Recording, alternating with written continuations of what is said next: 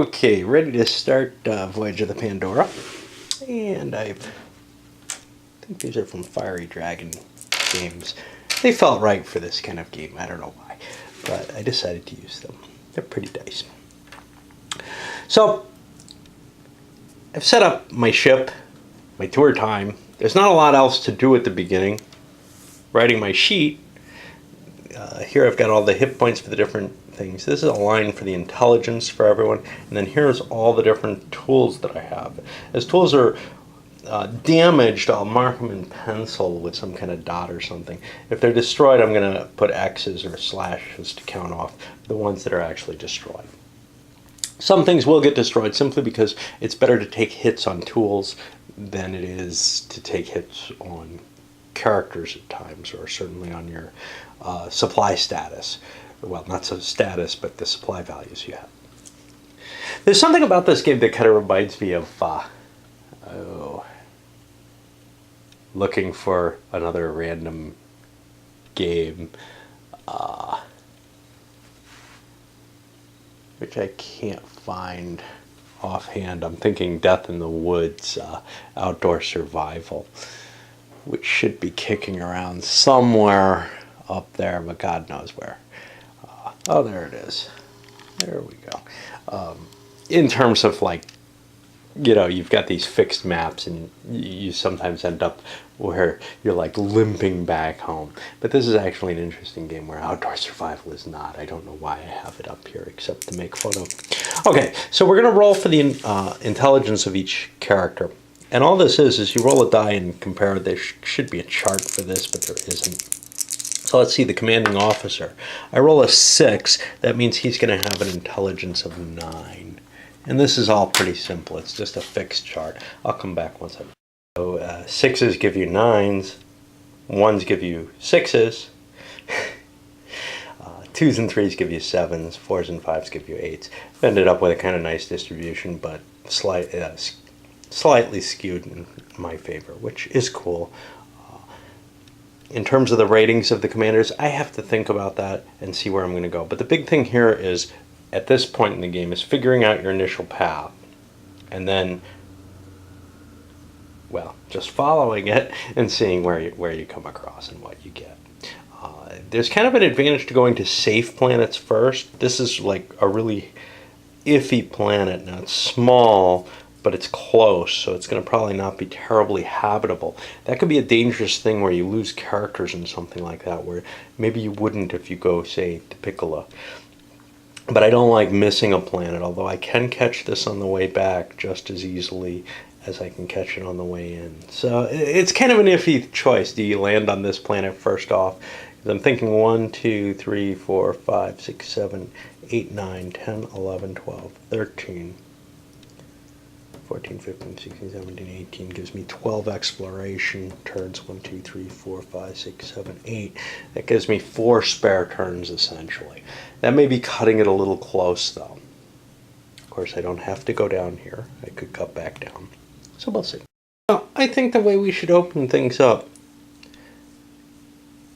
is we lose some movement, I think, if I go up this way. So I'm going to start off with this one. I think I can choose my direction a little better based on what I see there.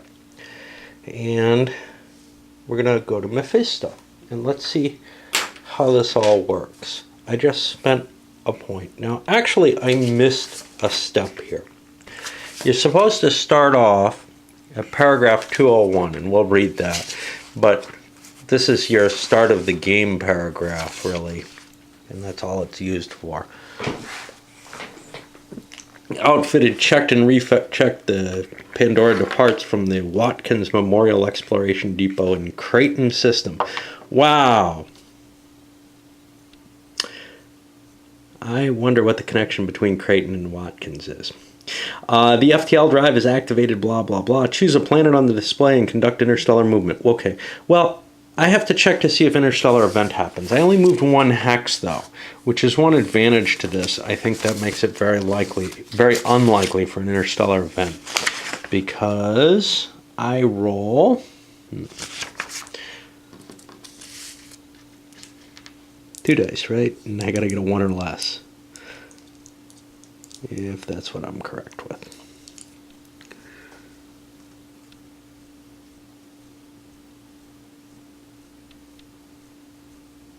Yeah, 2 dice, I gotta roll a 1 or less. That's not gonna happen. So I got here. Now, where do I go next? Jeez, I don't remember this too much. So, let's see if there's more instructions on here. Once completed, refer to the appropriate row of the planet table to determine the next paragraph. Okay. So we'll go to the planet table, and we are at Mephisto. And I roll a die to see which paragraph I end up at.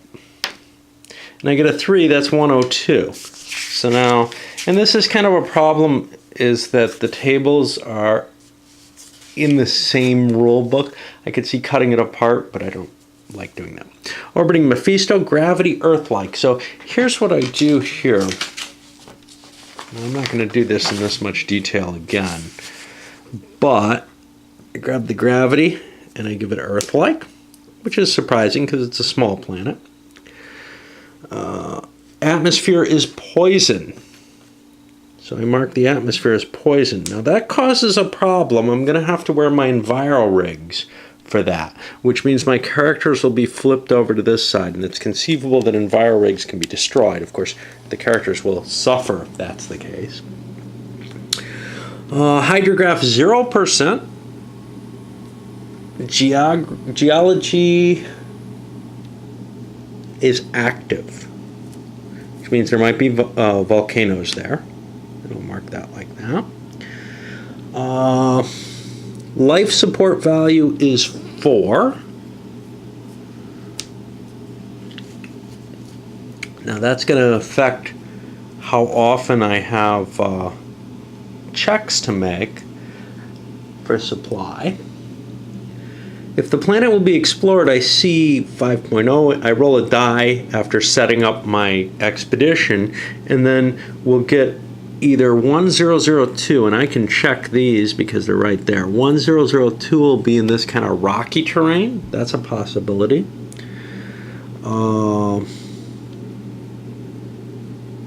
Result 4 or 5 will take me to 1513, which will be this volcanic terrain there, kind of rocky. And the final one is 1411, which will again be in this volcanic terrain. Now, I don't know all the specifics about it, but the terrain looks like it's going to be kind of rocky and volcanic. Now, how bad is the rover for that? Because this is one of my decisions. I want to explore this planet. I just don't know what my terrain's going to be like. So I'm looking at hills and possibly mountains. Mountains aren't too bad for the rover, surprisingly enough. Cliffs are prohibited to the rover, but I probably don't want to walk over cliffs if I can help it. Caves, it's possible there'll be some caves. They're prohibited to the rover, but it doesn't look like this with its huge cave underground. So I'm guessing, okay, I can send a mixed kind of rover expedition with the possibility of a foot expedition. Lava is not going to work at all for anybody. The solid lava is okay for everything. So I can make either a rover or a foot expedition. A rover doesn't sound terribly bad to me here. I don't know if there's anywhere where it does sound bad, but given that I'm going to be at an Earth-like gravity, the choices here between, what I want to carry. So the Earth-like gravity means my shuttle can only carry 80. The rover can only carry 30. Now, the rover itself, I don't remember which way that goes. You get used to this as you do it. I'm going to have to remember my...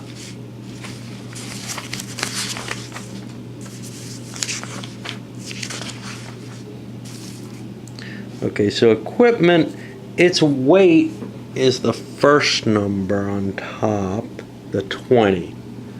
So I'd be taking up a lot of my weight with the rover if I choose to use that. Now I'm going to assign my expedition, and then I'll talk about what I create. I'm not going to do that in real time. But yeah, if I'm taking 20 of my 80 weight that I can bring in the shuttle, that's a significant amount.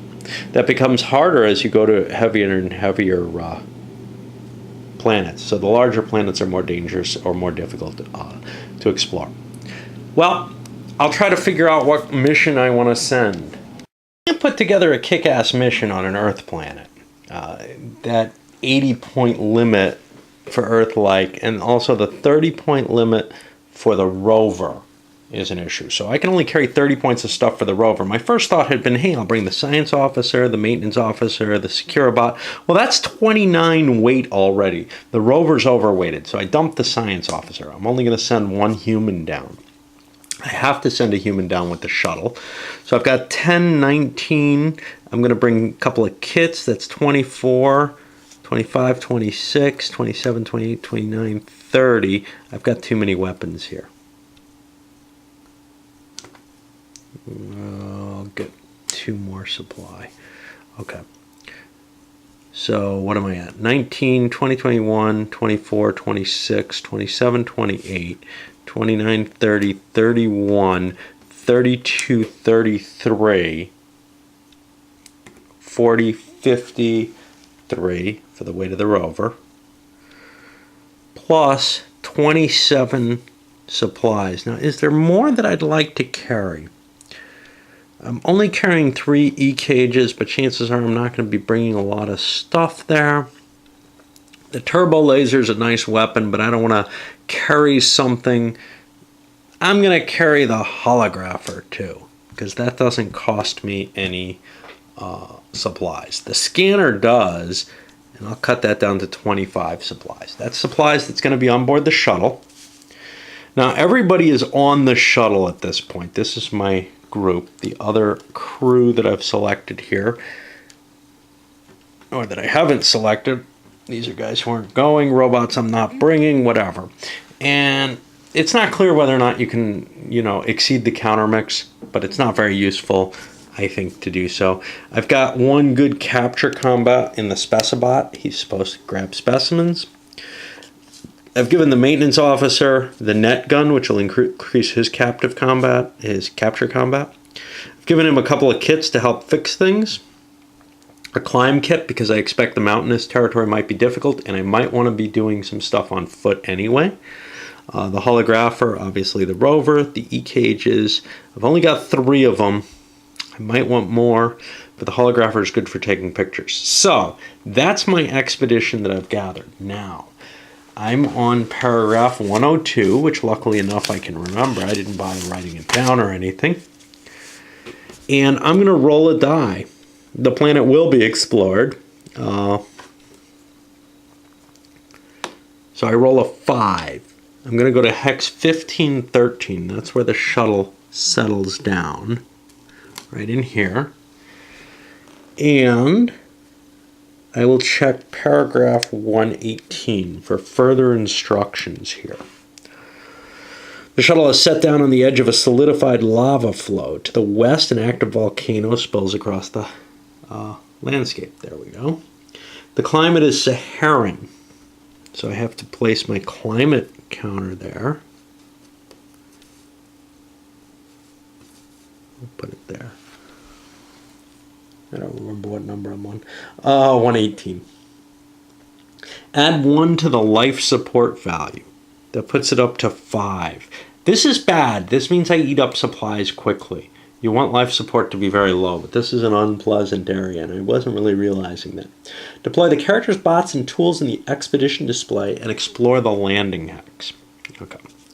So, I'm in the rover here. And let's make sure I have enough room. 19, 20, 21, 22, 23, 24, 25, 26, 27, 28, 29. The rover's only able to carry 30, right? I've got too much crap. Some of it's going to have to stay in the shuttle. Yeah, the rover can only carry 30 stuff. People can carry their normal weight. So I want 19, no question. 2021, I'll take the E-cages. 22, 23, I'm going to leave the bot kit behind. 24, 25. 26, 27. That's getting too full. I'm leaving some crap behind. See, at 27, that only leaves me 3 supplies, and I'm going to eat supplies too quickly. I need the toolkit with me. I'll leave the scanner behind. 2, 4. I'll leave an E-cage behind. You've got this hard kind of choices here. 19, 20, 21, 22, 23, 24. That gives me 6 supplies. I'll give myself 6 supplies for the expedition. The rover's actually on the board. Now that eats up supply. But I don't have a lot of choices here. This is what I want to go with, I think. I've got 1 E-cage. Okay. So, now I get to explore the hex. And what I'm going to do, I should have different colored dice here. But what I'm going to do is be rolling these 2 dice. First die is a 5, going down this column. Second die is a 6. So now I go to paragraph 200. And I should get different dice. Expedition encounter. If an alien city is being explored, an underwater hex with cliffs or abyss, no. A light vegetation hex is explored and the atmosphere is thin or normal. Well, none of those are the case, so an explored marker is placed here to indicate that I've already explored that hex. And we had to spend an hour of expedition time for that. Now, what we have to worry about here is what color is our supply track. That's going to be based on something. That's based on the weight. So we're on an Earth-like weight. So every time we hit orange, we have a supply check. And I should mark that somehow. I'm going to use the on-foot marker over here just to remind me of that. I've spent 1 hour already. And now I can start moving and exploring some more. I need to take a little break. Okay, so now I want to move a little bit. I'm going to move into this dried lava here. I'm going to explore this section of the map first. This is interesting and the cave is interesting, but I may not want to use the rover for that. That sounds kind of dangerous. Now, let me see if I can. Yeah, I can. But let's go here right now and take a look. Now we're moving into hill, solid lava, and flat. A half for flat, which I think I may just discount. 1 for the hill. Yeah, I'm probably cheating there. Okay, 3 for a total for the solid lava and the hill. 7, 8, 9 hours it's going to take me to explore this hex. That's how expensive my time is. I'm coming up on one of those very quickly. And you can see how painful the supply issue is going to be. Okay, now, I haven't changed dice yet. Okay, 2, 5. That gets me to paragraph 182. The shuttle is in a hex not occupied by a functioning character. Oh, that doesn't sound good. I did not leave someone behind. The shuttle is about to be devoured by a colony of hardy, metal-loving insects. If a character were present, he could easily drive them off with magnetic repellent. Alarm systems in the shuttle send an alert to the expedition. If they're able to return before the next supply check, the creatures are repelled. Choose an expedition action. If this move cannot be made in time, the shuttle is eaten, and the characters are returned to the Pandora by rescue craft. No further planetary exploration is allowed on this planet. Well, I have successfully explored this hex, but I have to go back. So I'm going to be traveling back to a lava hill combination, and I'll be using fast movement for this.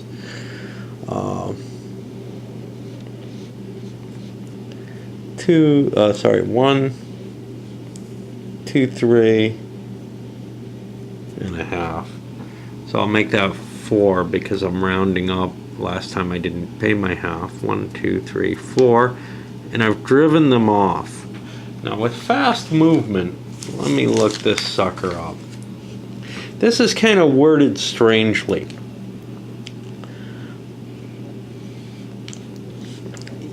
You go to the destination hex, total the number of hours, and add that up. Exploration may not be conducted, however the exploration matrix is used to determine the next paragraph returned to after the move is completed. I think I've got a chance of discovering something there because of my fast movement of 1 hex. So I roll again. I'm never sure how to play this, but I get a 5 and a 5. That gives me 188. And I guess I want to leave somebody behind with the shuttle. Not that I have room for somebody. An unexplored alien city is anywhere? No. A marsh hex is being explored? No. An underwater hex is explored or entered? No. So nothing happened there. I'm coming close to my end of the line there.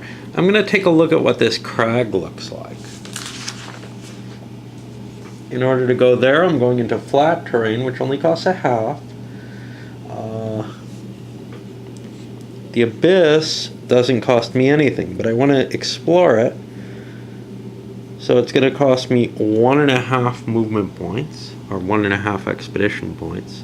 And I'll mark that there. I don't think there's a half side here, and that's good, because I would hate flipping it back and forth. And now I roll again for my exploration. And this is the game, you know, I mean, this is all that happens. 5, 1, I go to table 65.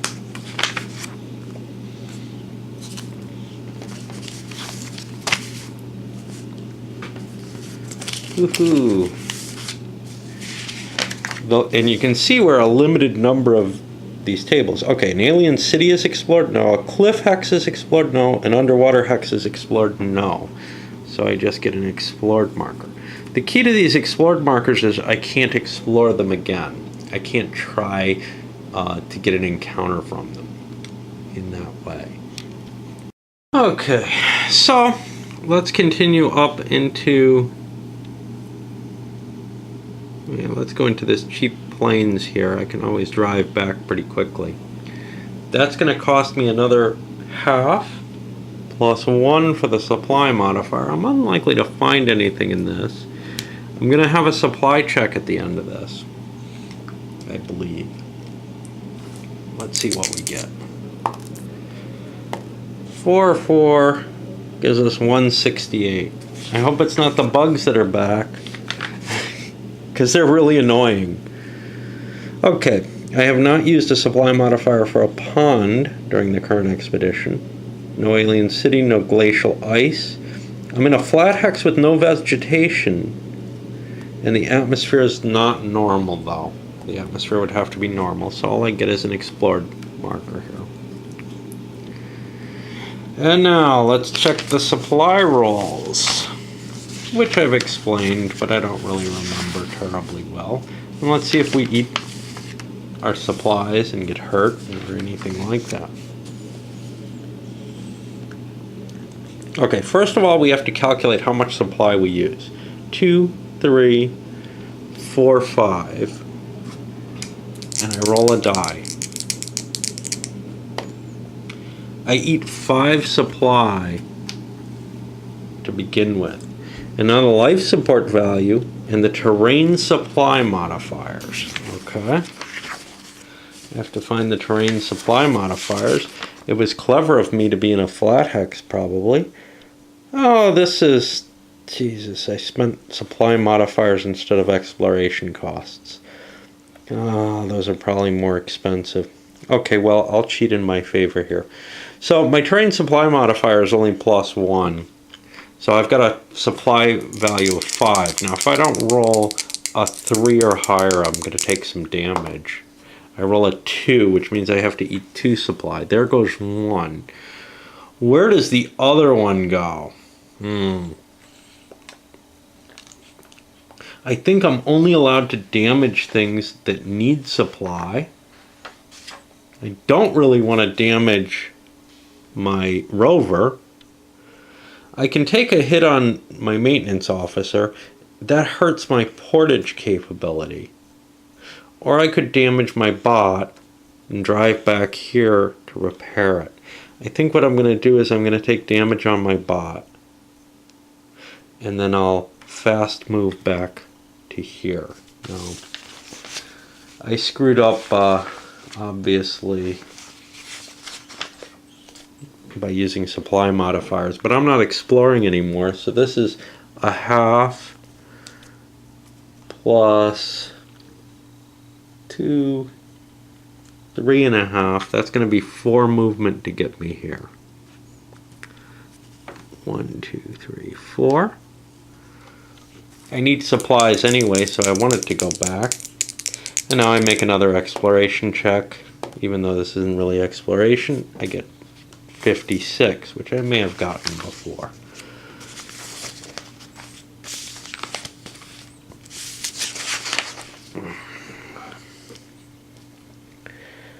Am I next to flowing lava at any time? No. No alien structure, no heavy vegetation. The hydrograph is not 50%. If it had been and I hit flat, I would have found something. As it stands, I've made it back. Now I can do some free action, such as incrementing my supplies. I have 2, 4, 5, 15, and 9 is 24. So I can grab 6 more supplies into my vehicle. That's free. But now I have to declare repairs on my bot. Now, I'm temporarily here and I can shift my equipment back and forth from the shuttle. I have a bot kit and the maintenance officer. Between them, let's find my rules for that. I have to roll less than or equal to the number of hours that I declare. I subtract 2 for the maintenance officer and 2 for the bot kit. So I'm at -4, so if I spend 2 hours on this, I automatically manage to repair my bot, and that's why the maintenance officer is there. And we'll continue. If you're like me, you're kind of worrying, I'm moving my rover here, you're kind of worrying about this abyss and feel like maybe it shouldn't be easily crossable. Unfortunately, you can take the rover across it without any problem. There doesn't seem to be any special rule for it. So let's do this correctly this time. We've got 2, I'm seeing a tiny bit of hill here, but I don't want to count that against me. So we're going to say we have 2.5 movement plus, now here's where it gets expensive, 3, 4.5, I did it wrong before, 5, 6.5 movement to explore the hex. Okay, so I cheated last time, and that puts us out to 12.5. And now again, we go through the normal die rolling mechanism that the game just uses heavily. 2, 3, that's going to put me to 140.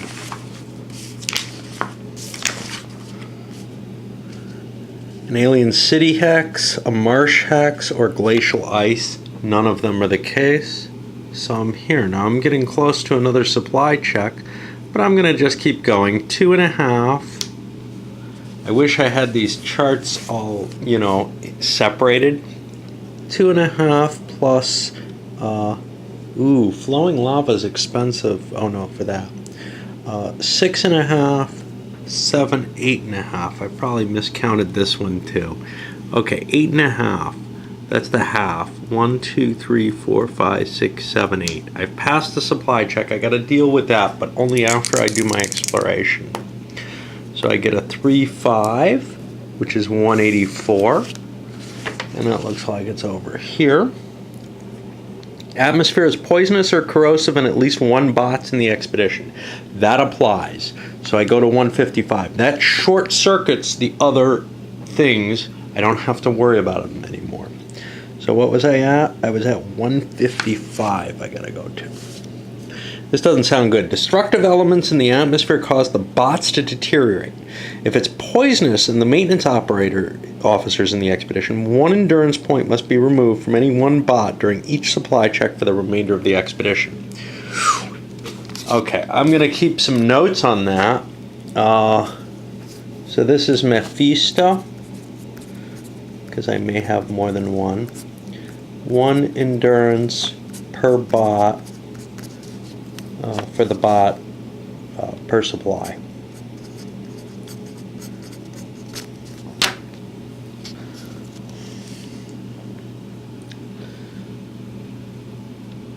Now that's a pain in the ass, and it may mean that I want to retract my bot from this mission, essentially. Leave him in the thing. Now I've got to deal with supply again, and let's count my total. We had 5 supply here.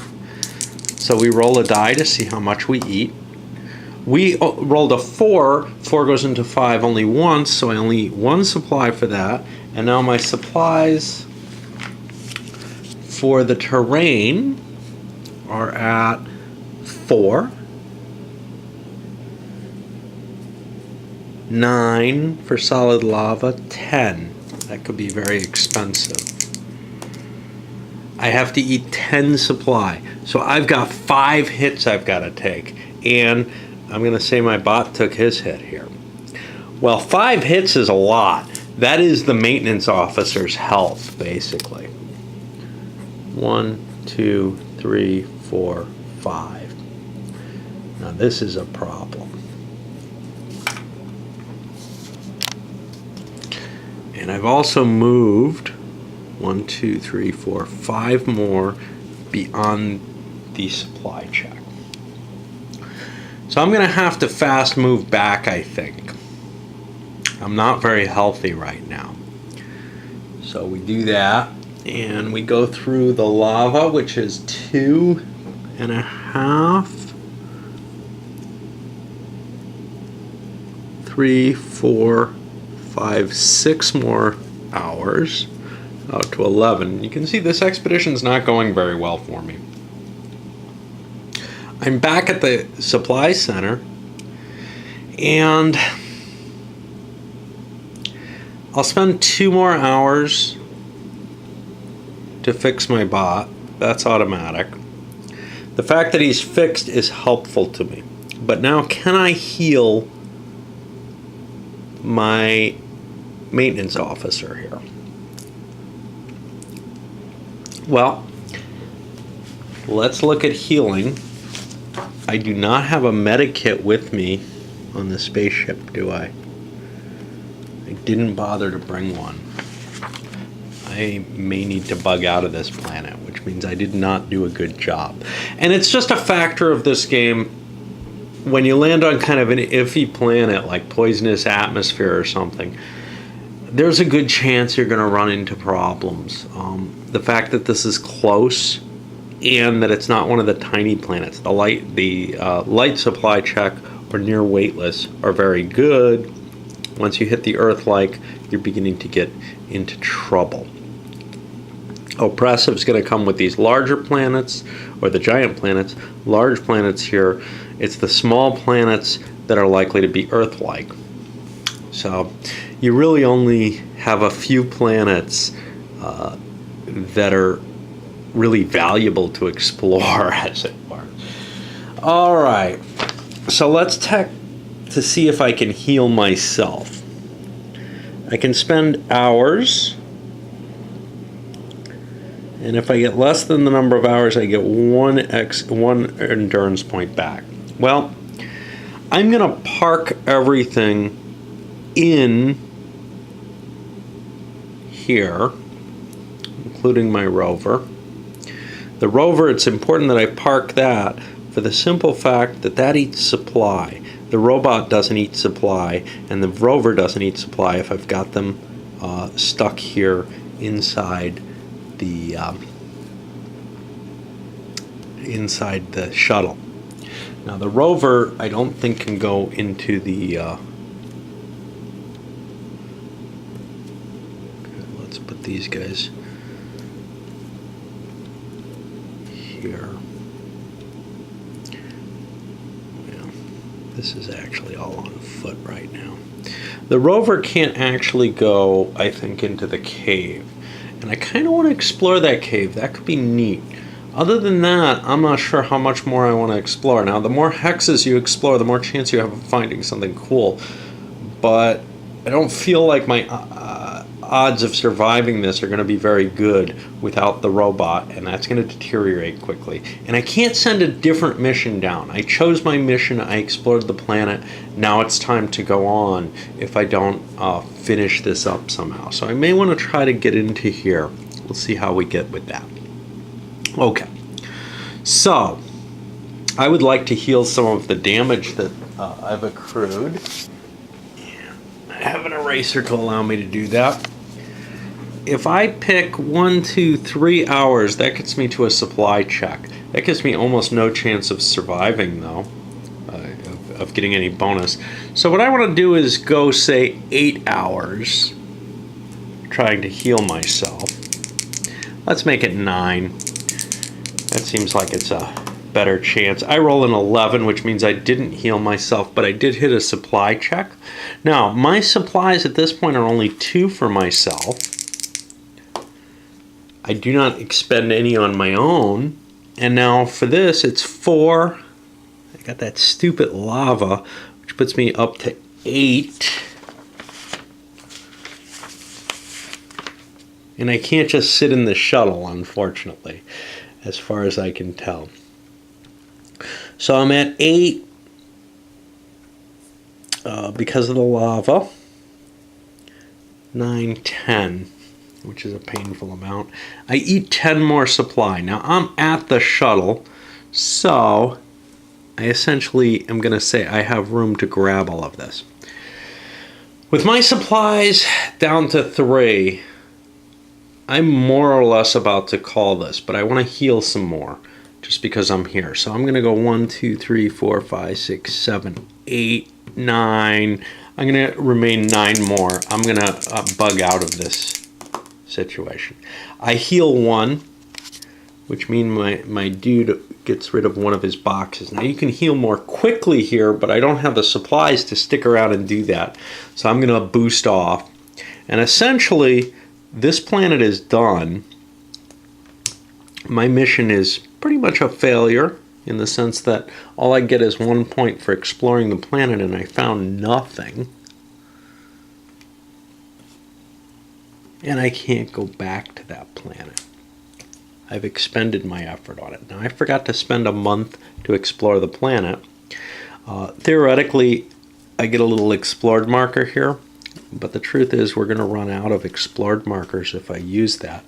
So by writing these down here, I'm hoping that I can kind of remember. I'll leave this here for now, but at some point I'm going to have to either use different counters or something else. And that is an expedition to a planet, not a terribly successful one. And that's sufficient, I think, for this video. We'll load it up. The later videos I'm going to go into less detail.